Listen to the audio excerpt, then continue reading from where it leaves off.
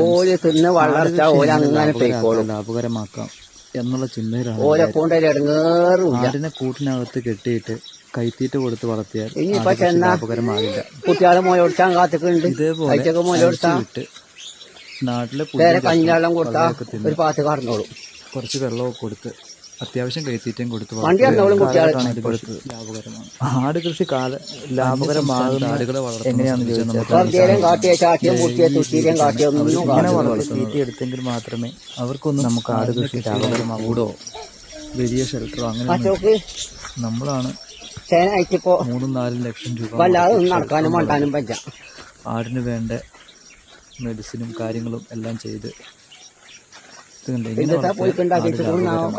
ആട് കൃഷി 2-3 ആൾക്ക് കഞ്ഞിവെള്ളം പറ്റൂല. എളുപ്പം പൈക്കോളി, ഒരു അരുവിൽ കൂടി പൈക്കോളി. മാൻ്റെ കുട്ടികളാ തോട്ടിലേക്ക് ചാടാൻ നിൽക്കണ്ട.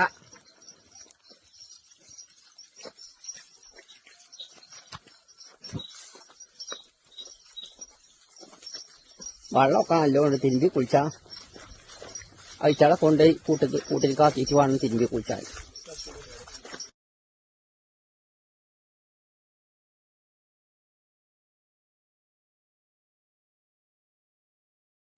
നമ്മുടെ കേരളത്തിൽ ആടിനെ വളർത്തുന്ന രീതിയാണ് ഇത്. അയൽ സംസ്ഥാനത്തൊന്നും അല്ല കേട്ടോ.